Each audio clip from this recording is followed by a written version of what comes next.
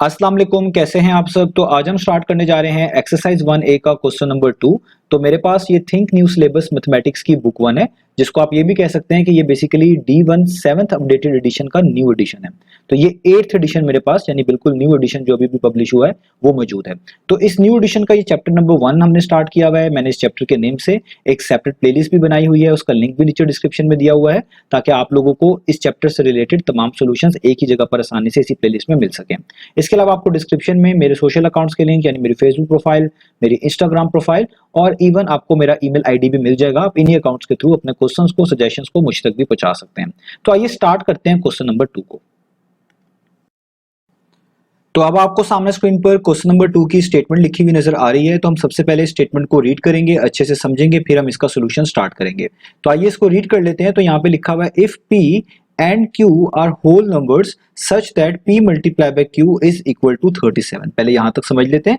तो हमें बताया जा रहा है कि P और Q जो हैं दोनों होल नंबर्स हैं, और ये एक ऐसे होल नंबर्स हैं कि जब हम इनको मल्टीप्लाई करते हैं आपस में तो ये 37 के इक्वल आते हैं। तो यहां से हमें दो बातें पता चल गई कि P और Q होल नंबर्स हैं, और ये दोनों ऐसे होल नंबर्स हैं कि जब भी P को Q के साथ मल्टीप्लाई किया जाता है, यानी P मल्टीप्लाई बाय Q किया जाता है, तो ये 37 के इक्वल आते हैं। इसलिए यहाँ पे लिखा हुआ है P times Q equals to 37।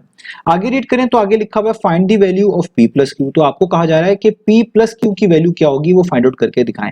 P plus Q का मतलब है कि आपने इन दोनों होल नंबर्स P और Q को ऐड करके दिखाना है, तभी यहाँ पे मेंशन्ड है P प्लस Q, तभी आपको P प्लस Q की वैल्यू पता चल पाएगी। तो यहाँ से भी आपको बात क्लियर हो जाती है कि जब तक आपको ये मालूम नहीं होगा कि P कौन सा होल नंबर है, Q कौन सा होल नंबर है, तब तक आप इन दोनों को ऐड करके P प्लस Q की वैल्यू नहीं बता पाएंगे। तो हमें इस क्वेश्चन में P और Q की वैल्यू तो पहले गेस करनी पड़ेगी, आप कह लें फाइंड आउट करनी पड़ेगी। आगे लिखा हुआ एक्सप्लेन योर आंसर, और आपने अपने आंसर को एक्सप्लेन भी करके दिखाना है। तो उम्मीद है आपको स्टेटमेंट क्लियर होगी। तो हम सबसे पहले ये चीज जरूर डिस्कस कर लें कि P और Q को होल नंबर्स कहा गया है इस स्टेटमेंट में। तो होल नंबर्स का क्या मतलब होता है, तो आप ये पहले से भी जानते होंगे कि होल नंबर्स का जो सेट होता है इसको हम कैपिटल W के साथ रिप्रेजेंट करते हैं। इसमें ये नंबर्स कहां से स्टार्ट हो रहे होते हैं, ये स्टार्ट हो रहे होते हैं 0 1 2 3 और इसी तरीके से ये आगे चलते जाते हैं। तो इस कंप्लीट सेट को हम बोलते हैं होल नंबर्स का सेट। और इस सेट के अंदर जो नंबर्स आपको लिखे हुए मिलते हैं, जो नजर आ रहे हैं अभी भी, कुछ आगे और भी होंगे, ये तमाम के तमाम होल नंबर्स कहलाते हैं। तो P और Q भी कोई इसी सेट में से आने वाले दो नंबर्स होंगे, यानी इसी सेट में कोई दो नंबर ऐसे होंगे जिनमें से किसी एक को हम P कह रहे होंगे और किसी एक को Q कह रहे होंगे। वो भी हम फाइंड आउट भी करेंगे, तो आपको खुद से अंदाजा हो जाएगा कि वो होल नंबर्स में से ही थे। तो होल नंबर्स के अंदर कोई भी नेगेटिव नंबर नहीं होता, डेसिमल वाले नंबर्स नहीं है, कोई फ्रैक्शन वाले नंबर्स नहीं है, आप कह लें कोई स्क्वायर रूट, रेडिकल, सिम्स वाले डिफरेंट कोई नंबर नहीं है। ये सिंपल इसी तरह के होते हैं जैसे मैंने आपको सामने सेट में लिखकर दिखा दिए। अब हम देखते हैं कि हमें कौन सा थ्योरम पता होना चाहिए जिसकी मर्जी, जिसकी आप कह रहे हैं मदद से हम P और Q की वैल्यू निकाल सकते हैं। तो हमारा क्वेश्चन जो है वो डायरेक्टली लिंक्ड है एक खास थ्योरम से जो हमारी बुक में मेंशन्ड है। तो आपने इस थ्योरम के कोई कह लें इसको याद नहीं करना, जस्ट आपने समझ लेना है कि ये थ्योरम हमें बताता क्या है। ये सबसे ज्यादा इंपॉर्टेंट चीज है। तो इस थ्योरम का नाम है जो हम यहाँ पर यूज करेंगे P और Q की वैल्यू को फाइंड आउट करने में, उसका नाम होता है फंडामेंटल थ्योरम ऑफ अर्थमेटिक। इसको हम बोलते हैं फंडामेंटल थ्योरम ऑफ अर्थमेटिक। अब हम ये देखते हैं कि ये थ्योरम हमें क्या बताता है, ये हमें क्या सिखाता है।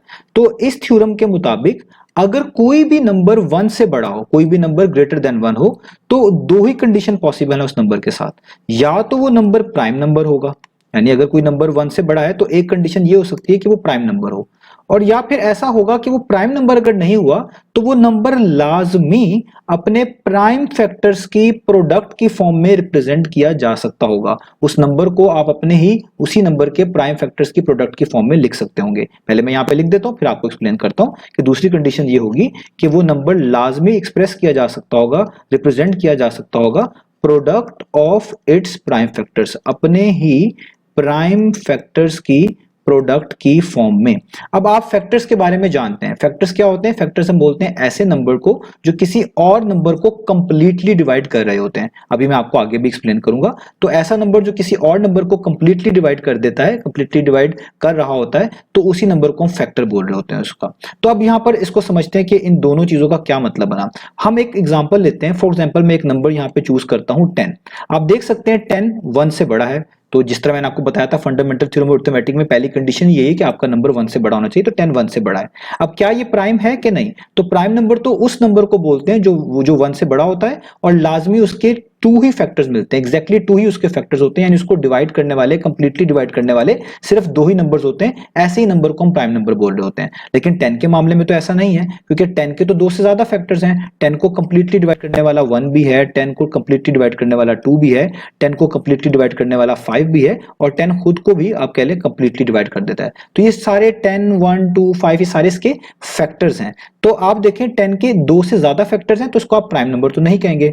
तो इसी थ्योरम के मुताबिक अगर कोई नंबर प्राइम नंबर नहीं है ना, तो फिर उसको लाजमी लिखा जाना चाहिए product of its prime factors की फॉर्म में, यानी वो नंबर को हम लाजमी लिख सकेंगे उसी के प्राइम फैक्टर्स की प्रोडक्ट की फॉर्म में। जैसे आप देखिए, आप 10 को लिख सकते हैं 2 मल्टीप्लाई बाय 5, क्योंकि 2 टाइम्स 5 कितना होता है, 10 ही होता है। और आप देखें 2 भी इस 10 का फैक्टर है, यहां पे लिखा हुआ था, यानी 2 भी कंप्लीटली डिवाइड करता है 10 को, 5 भी 10 को कंप्लीटली डिवाइड करता है, 5 भी इसका फैक्टर है, और ये दोनों के दोनों प्राइम भी हैं, सबसे इंपॉर्टेंट बात। तो इसका मतलब जब भी आप किसी अदर देन प्राइम नंबर को इस तरह की फॉर्म में लिखते हैं, प्रोडक्ट फॉर्म में, तो यहां पर ये हमेशा पॉसिबिलिटी हुआ करेगी कि आपको जो दो नंबर्स हैं, दो से ज्यादा भी हो सकते हैं कुछ केसेस के अंदर, वो हमेशा प्राइम नंबर्स मिला करेंगे, और साथ साथ वो ऐसे ही नंबर्स होंगे जो हमेशा आपके इस ओरिजिनल नंबर को कंप्लीटली डिवाइड करे होंगे, यानी उसके फैक्टर भी होंगे। अब इसी की आप एक और एग्जांपल ले लें, जैसे 15 को आप देख लें, ये भी 1 से बड़ा नंबर है और ये प्राइम नहीं है क्योंकि इसके भी दो से ज्यादा फैक्टर्स हैं। तो आप इसको भी इसके प्राइम फैक्टर्स की प्रोडक्ट की फॉर्म में लिख सकते हैं, जैसे 3 टाइम्स 5। देखिए 3 भी प्राइम नंबर है, 5 भी प्राइम नंबर है, और ये दोनों के दोनों 15 को कंप्लीटली डिवाइड भी करते हैं, यानी इसके फैक्टर भी हैं। तो फंडामेंटल थ्योरम ऑफ अरिथमेटिक ने आपको ये तो बता दिया कि अगर कोई नंबर प्राइम नहीं है ना, तो आप उसको उसके प्राइम फैक्टर्स की प्रोडक्ट की फॉर्म में लिख सकते हैं। लेकिन अब हम ये डिस्कस करते हैं कि अगर वो नंबर प्राइम हुआ तो तब क्या केस होगा। जैसे मिसाल के तौर पर हम कोई प्राइम नंबर लेते हैं, तो मैं लेट्स से पिक करता हूं 2, तो 2 एक प्राइम नंबर है। तो अब क्या इसको हम इसके प्राइम फैक्टर्स की प्रोडक्ट की फॉर्म में लिख सकते हैं? तो जवाब है नहीं, क्योंकि जब भी कोई प्राइम नंबर आएगा तब आप इसको अपने प्रोडक्ट ऑफ प्राइम फैक्टर्स की फॉर्म में नहीं लिख सकते। जैसे फॉर एग्जांपल आपने देखा 10 को हमने लिखा 2 टाइम्स 5, यानी 2 को 5 से मल्टीप्लाई किया तो 10 बना लिया था। तो क्या कोई ऐसे दो नंबर्स आपके जहन में आते हैं जिनको हम मल्टीप्लाई करें और वो 2 दे दें, और साथ ये भी कंडीशन हो कि वो दोनों के दोनों कोई एक नहीं, दोनों के दोनों प्राइम भी हों? तो ऐसा मुमकिन नहीं है। आपको कोई दो नंबर तो मिल जाएंगे जनरली जो कि मल्टीप्लाई करके 2 बना देंगे, लेकिन वो दोनों के दोनों प्राइम हो ऐसा मुमकिन नहीं होगा। जैसे फॉर एग्जांपल आप 2 को कैसे बना सकते हैं? 1 टाइम्स 2, आपके शायद जहन में आया भी हो। तो इसमें आप देखें 2 तो प्राइम नंबर है लेकिन 1 प्राइम नंबर नहीं है। इसके अलावा आप एक और प्राइम नंबर को देखें 3, तो आप देखें 3 को भी आप इस तरह सोचेंगे तो आपको कोई भी दो प्राइम नंबर ऐसे नहीं मिलेंगे, दो के दो जो दोनों के दोनों प्राइम हो, जिनको मल्टीप्लाई करके आप 3 बना रहे हो। तो आप देखें कि आप 3 को भी जस्ट यूं ही लिख सकते हैं 1 टाइम्स 3, जिसमें 3 तो प्राइम नंबर है लेकिन अगेन 1 नहीं है, यानी दोनों के दोनों प्राइम नंबर नहीं है। अब एक बात आपने याद रखिएगा, चाहे ये अपने प्रोडक्ट ऑफ प्राइम फैक्टर्स की फॉर्म में नहीं लिखे जाते ये नंबर्स जो कि प्राइम होते हैं, लेकिन यहाँ पे जो ये नंबर्स लिखे होते हैं ना, जिनमें हम अभी भी लिख रहे हैं, ये फैक्टर जरूर होते हैं। यानी 1 भी कंप्लीटली डिवाइड करता है 2 को, 2 भी कंप्लीटली डिवाइड करता है 2 को, 3 के मामले में भी 1 भी कंप्लीटली डिवाइड करता है 3 को, 3 भी कंप्लीटली डिवाइड करता है 3 को। लेकिन बस फर्क ये होता है कि प्राइम फैक्टर्स आपको नहीं मिल रहे होते, सारे के सारे वो प्राइम नहीं होते। तो फंडामेंटल थ्योरम ऑफ अरिथमेटिक आपको यही बता देता है। तो अब अगर आपको कोई नंबर पता चल जाए कि वो प्राइम नंबर है, तो उसकी यही पॉसिबिलिटी हो सकती है कि अगर वो प्राइम नंबर होगा तो प्राइम नंबर को एग्जैक्टली डिवाइड करने वाले, या आप कह लें उसके एग्जैक्टली 2 ही फैक्टर्स होते हैं, और वो उन्हीं की प्रोडक्ट फॉर्म में लिखा जाएगा। जैसे मिसाल के तौर पर 2 है ना, तो 1 टाइम्स 2 लिखा जाएगा, 1 भी इसका फैक्टर है, 2 भी इसका ओनली फैक्टर है। 3 है प्राइम नंबर है तो 1 भी इसका ओनली फैक्टर है, 3 भी ओनली फैक्टर है, इन्हीं की प्रोडक्ट फॉर्म में ये लिखा जाएगा। अगर ये प्राइम ना होता तो फिर आपके पास ये प्रोडक्ट ऑफ प्राइम फैक्टर्स की फॉर्म में लिखे जाते हैं, जिसमें सारे के सारे जो नंबर्स लिखे होते हैं प्रोडक्ट फॉर्म में वो प्राइम होते हैं, लेकिन प्राइम के केस में ऐसा मुमकिन नहीं होता। तो उम्मीद है आपको फंडामेंटल थ्योरम ऑफ अरिथमेटिक समझ आ गया। अब हम देखते हैं कि हमारी जो ये चीज है हमारे क्वेश्चन के साथ क्यों रिलेटेड है, क्योंकि हमारे क्वेश्चन में भी दो होल नंबर्स का प्रोडक्ट दिया हुआ है जो कि 37 के इक्वल है। मैं लिख भी लेता हूं, आप देख सकते हैं यहाँ पे लिखा हुआ है P times Q, P multiply by Q, जो कि किसके इक्वल है 37। अब यहाँ पर कैसे बताएं P और Q की वैल्यू इस थ्योरम की मदद से? तो आप नोटिस करें यहाँ पे जो नंबर लिखा हुआ है वो 37 है, और 37 एक प्राइम नंबर होता है। यानी प्राइम नंबर का मतलब ये एक ऐसा नंबर है जिसके एग्जैक्टली 2 फैक्टर्स हैं। इसको आप कह ले कंप्लीटली डिवाइड करने वाले दो ही नंबर होंगे, इसके दो ही फैक्टर होंगे, एक 1 और एक ये खुद यानी 37।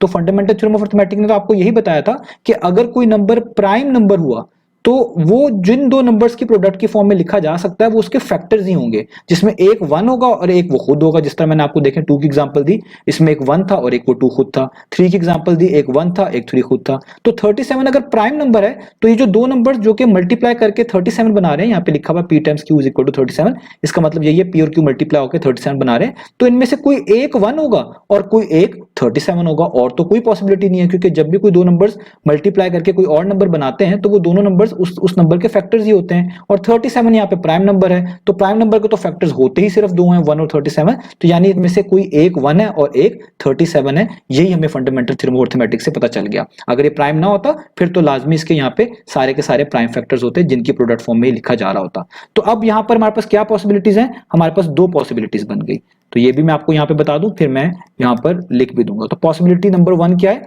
पॉसिबिलिटी नंबर 1 है कि या तो आप P को 1 ले लें और Q को कह लें कि 37 है, इस तरह भी बात ठीक है। और पॉसिबिलिटी नंबर 2 क्या है, ये P1 का मतलब पॉसिबिलिटी 1, P2 का मतलब पॉसिबिलिटी 2, क्या आप कह लें कि भाई P 37 है और Q क्या है, वो 1 है। इससे कोई भी फर्क नहीं पड़ेगा। उसकी रीजन क्या है, क्योंकि आपने तो P plus Q find out करना है। इसमें आप P को 1 कह दें, Q को 37 कह दें, या P को 37 कह दें, Q को 1 कर दें, प्लस ही होना है। प्लस में कोई नंबर पहले बाद में आ रहा हो, इससे कोई इशू नहीं बनेगा, आंसर आपका सेम ही आएगा। तो यहां तक हमें बात क्लियर होगी कि या तो आप किसी एक को 1 बोलेंगे और दूसरे को 37, इसके अलावा और कोई कंडीशन नहीं है, या आप पहले को 37 दूसरे को 1 बोल लेंगे, इन दोनों का मीनिंग सेम ही रहेगा। अब हम अपनी एक्सप्लेनेशन जो लिखनी है वो यहां पे लिख देता हूं, आपने भी एग्जैक्टली उसको वैसे ही कोड कर देना है। तो देखिए अब आपको सामने स्क्रीन पर एक स्टेटमेंट लिखी हुई नजर आ रही है, तो हम यहाँ पे लिखेंगे since 37 is a prime number then 1 and 37 are its only two factors. जैसा मैं बता चुका हूं कि 37 एक प्राइम नंबर है, तो इसके सिर्फ 1 और 37 ही फैक्टर बनते हैं। तो इट डजंट मैटर, और ये इससे कोई फर्क नहीं पड़ता कि आप P को या Q को 1 ले लें या 37 ले लें, यानी इन P और Q में से किसी एक को 1 या किसी एक को 37 ले लें, इससे कोई फर्क नहीं पड़ेगा। और वो क्यों नहीं पड़ेगा, क्योंकि आपने P और Q का सम निकालना है। सम निकालते वक्त कोई एक नंबर पहले या बाद में हो जाए, इससे कोई इशू नहीं पड़ेगा। तो इसलिए आप यहाँ पे लिखेंगे कि so as we need to find the value of P plus Q, तो हम कैसे निकाल सकते हैं P प्लस Q की वैल्यू, हम जस्ट यहाँ पे लिखेंगे P प्लस Q। मैं इसको थोड़ा बेहतर तरीके से थोड़ा ऊपर करके लिख लेता हूं। हम लिखेंगे, क्योंकि हमने P प्लस Q की वैल्यू निकालनी है, तो हम यहाँ पे लिखेंगे P प्लस Q। ये हमें कैसे पता चलेगी, हम पहले P की वैल्यू पुट करेंगे, दोनों आपकी मर्जी है, चाहे पॉसिबिलिटी 1 के मुताबिक पुट कर लें, चाहे पॉसिबिलिटी 2 के मुताबिक पुट कर लें। मैं पॉसिबिलिटी 2 के मुताबिक कर रहा हूं, तो आप P की वैल्यू लिखेंगे 37 P की जगह पर, प्लस वैसे Q की जगह पे लिखेंगे Q की वैल्यू जो कि है 1, और 37 प्लस 1 कितना हो जाएगा 38। तो देखें आपने P प्लस Q की वैल्यू बता दी, वो कितनी आ गई 38। यही हमने फाइंड आउट करके दिखाना था। आप P की जगह पे 1 और Q की जगह पे 37 भी पुट कर सकते हैं, तब भी आपका आंसर सेम ही रहेगा। तो आपने जस्ट ये एक्सप्लेनेशन लिखनी है और नीचे ये सॉल्व कर देना है, ये भी मोर देन इनफ है। और बाकी जो मैंने आपको यहां पर समझाया है ये थ्योरम था, और अगर आप इन चीजों को ऊपर वाली को भी लिखना चाहें वो आपकी मर्जी है, लेकिन आपको एटलीस्ट ये एक्सप्लेनेशन और नीचे वाली वर्किंग लाजमी करनी होगी। तो उम्मीद है आपको समझ आ गया होगा अच्छे से इसका सोल्यूशन। तो इंशाल्लाह नेक्स्ट वीडियो में मिलते हैं बाकी सोल्यूशंस के साथ।